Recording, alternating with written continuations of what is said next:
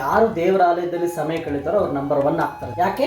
ದೇವರು ನಂಬರ್ 2 ನಲ್ಲಿಲ್ಲ. ದೇವರು ಫಸ್ಟ್ ಇದ್ದಾನೆ. ಆತನು ಆದಿ ಆಗಿದ್ದಾನೆ. ಆತನ ಆದಿ ಪ್ರಾರಂಭ ಆತನಾಗಿದ್ದಾನೆ. ಆಗಿರೋದ್ರಿಂದ ತನ್ನ ಮಕ್ಕಳು ಯಾರೂ ಕೂಡ ಲಾಸ್ಟ್ ಎಲ್ಲೋ ಇರಬೇಕಂತ ಆತನ ಇಷ್ಟಪಡಲ್ಲ.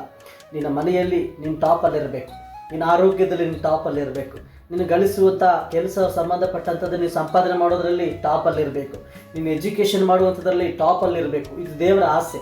ಆದರೆ ನಾವು ನಂಬರ್ 1 ಇರಬೇಕಾದ್ರೆ ದೇವರಲ್ಲಿ, ದೇವರ ವಾಕ್ಯದಲ್ಲಿ, ದೇವರ ಸನ್ನಿಧಾನದಲ್ಲಿ ಮುಂದೆ ಇರಬೇಕು. ದೇವರ ಸನ್ನಿಧಾನದಲ್ಲಿ ಮುಂದೆ ಇರಲಾರ್ದೆ ಪ್ರತಿಯೊಂದರಲ್ಲಿ ನಾನು ಟಾಪಲ್ಲಿರಬೇಕು, ಮುಂದೆ ಇರಬೇಕಂದ್ರೆ ಹಾಗಲ್ಲ.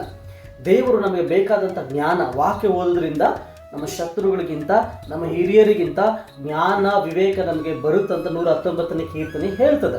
ಆಗಿರೋದ್ರಿಂದ ನಾವು ಟಾಪಲ್ಲಿ ಇದ್ದೀವಿ ಅಂತಂದರೆ ಜನಗಳು ನಮ್ಮನ್ನು ನೋಡಿ as these people are belong to God, ದೇವರಿಗೆ ಸಂಬಂಧಪಟ್ಟವರು ಅಂತ ಅರ್ಥ ಮಾಡ್ಕೋತಾರೆ. ಭಕ್ತಿವಂತರ ಫ್ಯಾಮಿಲಿ ಅಂತಂದರೆ ದೇವರಿಗೆ ಅಷ್ಟೊಂದು ಆಶೀರ್ವಾದಕರವಾಗಿರ್ತದೆ.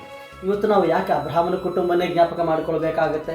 ಕೆಲವು ಕುಟುಂಬಗಳ ಹೆಸರಲ್ಲಿ ನಾವು ಸ್ತೋತ್ರ ಮಾಡ್ಕೊಳ್ತೇವೆ.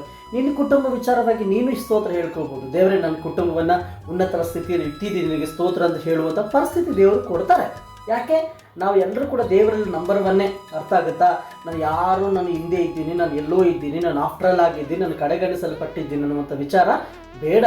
ಯಾರೆಲ್ಲ ದೇವರು ಆರಿಸಿಕೊಂಡಿದ್ದಾರೋ, ಹೆಸರು ಕರೆದಿದ್ದಾರೋ ವಿತ್ ಪರ್ಪಸ್, ಉದ್ದೇಶದಿಂದ.